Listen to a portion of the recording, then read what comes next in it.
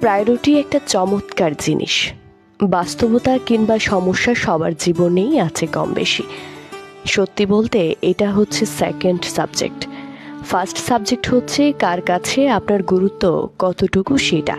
কেউ ওপর থেকে আপনার মেসেজ দেখে সরিয়ে রাখবে, কেউ আবার যথাসম্ভব দ্রুত রিপ্লাই করার জন্য বা কনভারসেশন লম্বা করার জন্য চেষ্টা করবে।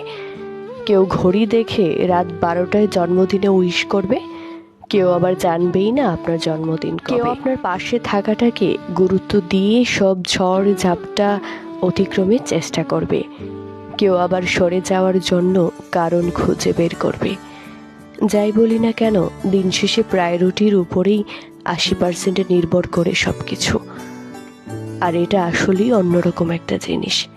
কেউ না চাইতেও দিবে, আবার কেউ চাইতেও দিবে না।